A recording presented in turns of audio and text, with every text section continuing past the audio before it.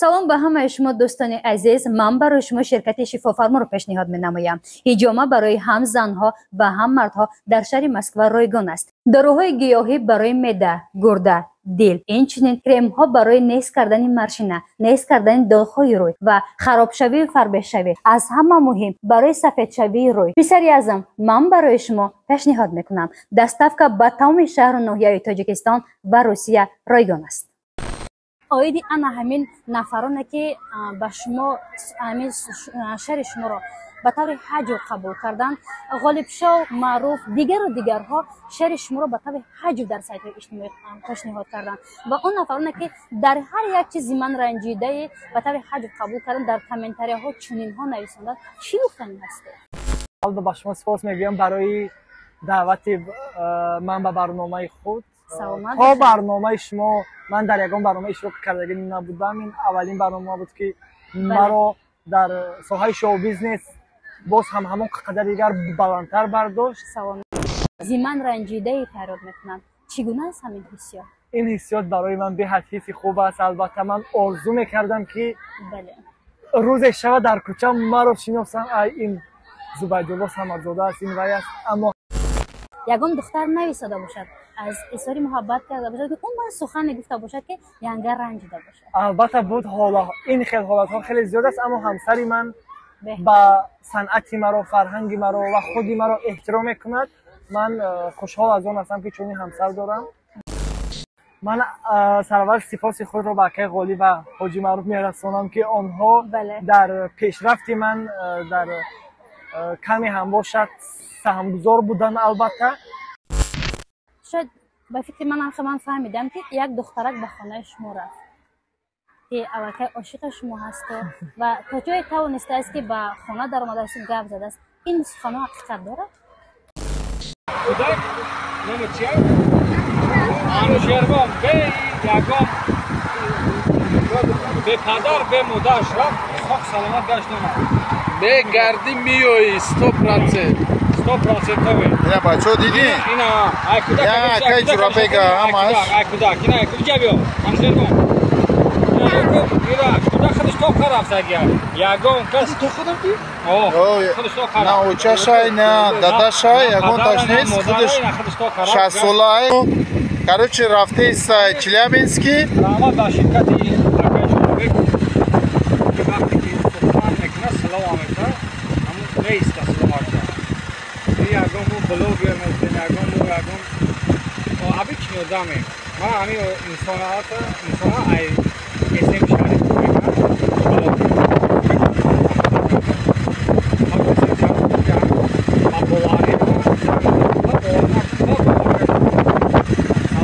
یه ماشینه کامفورت داره بچه ها التماس اینا زن زنین اکای مظفر های اکای فخریدین های اینا ایش رفته ایستای مسکو اینا ایش رفته ایستای چلیابینسکی نه اکی فخریدین های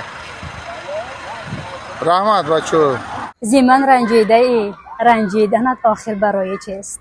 سلام دوستان عزیز. امروز در برنامه با زیادی از شما خواهش شما دعوت نمودیم زیمن رنجیده را، یعنی زبیده را که قسمت دوم این شعر پخش شما گردید. باور میکنید این قسم دوم زیمن رنجیده در یک روز 1 میلیون پرسماتر گرفت و میخوام که سیرش را بفهمیم. خوش آمدید به برنامه. سلامت باشید. اولا سلام و درود صمیمانه خود را به شما و بعدا به تمام تماشاچیان کانال فرناز لایف میرسانم.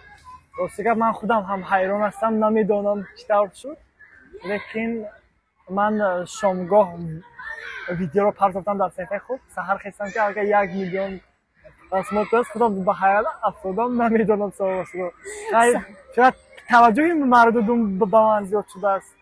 شاید بشه که 4 مصرعش را تنها 4 مصرعش را پیشنهاد می‌کنم. زیمن رنجیدنت آخر برای چیست؟ مرا سنجیدنت آخر برای چیست؟ مگر باور نداری من تو را دارم در این دنیا، غم و درد دلت نالیدنت آخر برای چیست؟ زبیدالله قسمت سیوم دارد این شعر؟ البته بله، بسیار نفرها در زیر ویدیوهای من کامنت می‌نویسند که قسم 3 انتظاریم. البته به نزدیکی انشالله قسمتش پخش می‌گردد. زنده و سلامت باشه زبیدالله. من در کامنتاری‌های شما خواندم و حتی دیدم در آن همین چیز که آن نفرانی که شما در دوره مکتبی مسخره می‌کردن که سخن‌های قبیح می‌گفتن، امروز همه همو مشتاق دیدن شما هستن برای یک صحبت شما. چی میگن؟ حتی خواهش دارن که باید با شما صحبت نماید. در زیر کامنتار نه خواندم که بود حالتی که همیشه حتی از پشت ما رو معلومو میزدن. بله. ولی چگونه شد بعد از آن همین برآمد اینقدر شهرتیار شدن؟ خودتون چگونه تصور میکنید از حالت مکتبی تا با امروز؟ آقای فرانجان، من سرول به شما سپاس میگم برای دعوت من به برنامه خود. تا برنامه شما من در یگان برنامه اشتراک کردگی نبودم. این اولین برنامه بود که مرا در ساحه شو بیزنس باز هم همون قدر دیگر بلندتر برداشت. ولی هستن البته امروز زیادی نفران در صفحه من می نویسند که از نزدیک با شما صحبت کنیم. از نزدیک از آن دوره ها تا حاضر در حیات من به نهایت واکنش های زیاد شد، به نهایت چیز تغییر یافت. البته من توانستم که قدم های خود را گذارم در راه شو بیزنس. البته فکر میکنم که تا جای هم موفق شدم. سلامت باشد. من از این دم بازم کلاهای بلندتر رو برای تمام دارم. زنده باشه. اول انا چی میگن در انا همین شو بیزنس آخرام برنامه که اشتراک کنه بازم برنامه من باشه. سلامت باشید ان شاء الله. زنده باشه. زبیدالله جان، آیدی انا همین نفرانه که با شما همین شهر شما رو به طور حج قبول کردن، غالب شاه معروف دیگرها شهر شما رو به طور حج در سایت اجتماعی پیشنهاد کردن و اون نفرانه که در هر یک چیزی من رنجیده به طور حج قبول کردن در کامنتاری‌ها چنین ها نویسندن، چی گفتن هست؟ من سرور سپاس خود را به آقای غالی و حاجی معروف میرسانم که آنها در پیشرفت من در کمی هم باشد سهمگزار بودن. البته ولی من با آن نفران گفتنی هستم که نفری که ادبیات و صنعت کم میفهمد به طور حج قبول کند. اما با معنای لغوی این غزل اگر دقت دهید در داخل این غزل معنای کلام گفته است. بله درست. سلامت باشین.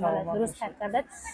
یک سوال دیگر من متوجه شدم و چندین بار با شما در کوچه و راهروها یک جا رفتم، زیادی ها علاقه شما رو به نهایت میشناسند و زیمن رنجیده فریاد میکنند. چگونه است همین حسیات؟ این حسیات برای من به حد حس خوب است. البته من آرزو میکردم که روز شب در کوچه مرا شناسند، این زبیدالله صمدزاده است، این وی است. اما همین خیلی هم شد. البته من امروز با شنیدن اینا افتخار میکنم. بهترین. زنده و سلامت باشین. صحبت کوتاه ولی میگن یک صحبت کوتاه های پرمضمون. سخن بسیار دان و اندک گوی، یکی روز صد نبی صد و یکی روز. یک سوال دیگر زبیدالله، تا جای من فهمیدم بعد از اولیدار شدن شما، بعد از کلین خاندان را آوردن، شاید به فکر من فهمیدم که یک دخترک به خانه شما رفت که علاقه عاشق شما هست و تا جای توانسته است که به خانه در آمده است گپ زده است. این سخن حقیقت دارد؟ آره یک کمی حقیقت دارد. اکنون به خانه ما نرفته است و در نزد خویش بار گفته است که همون پسر به من محبوب است. بهتر. خواستگارش را روان کند. اما من گفتم که پاس لیپازر پاکستان. سلامت باشید. یک سوال دیگر، چون صحبت اینقدر به خنده رفتم، شده سوالاتایی که من میدونم که در سایت اینستاگرام شما علاقه زیاد دختران نویسند، با ینگه یک جایه باشد و با عروس یک جایه باشد و یگان دختر نویساده باشد، از اظهار محبت کرده باشد که اون من سخن گفته باشد که ینگه رنجیده باشد. البته بود حالا این خیلی حالات ها خیلی زیاد است، اما همسری من با صنعتی مرا، فرهنگی مرا و خودی مرا احترام میکند. من خوشحال از آن هستم که چنین همسر دارم. اما نشده است این حالت. بهتره. نقشه آینده دوست چیست؟ در آینده نقشه دارم که خلاصه گپ که اینستاگرام رو کفانم. بهترین. سلامت باشه. انا میگم خلاصه گپ یعنی که انا همون جیگر گپ انا همین است. بهترین. زنده باشه. سلامت باشه. بچه دستاویز اون دفعه در برنامه با دستاویز شعر رویا آمده بوده، این دفعه چی؟ من در برنامه شما با دستاویز شعر فرهناز آمدم. انشالله به نزدیکی ویدیو رولیکش رو حتما در صفحه شما میفرستم.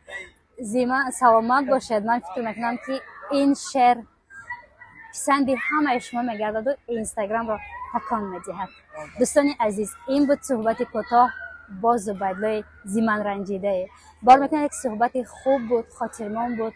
بار دیگر خوش آمدید. چی گفتنی ها داره؟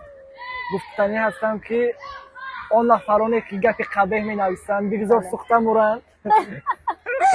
نفرانی که مرا دستگیری میکنند با من روحیه میدهند همیشه جاویدانه و سربلند باشید. نفرانی که مرا دستگیری میکنند همیشه جاویدانه باشید، سلامت باشید، سربلند باشید.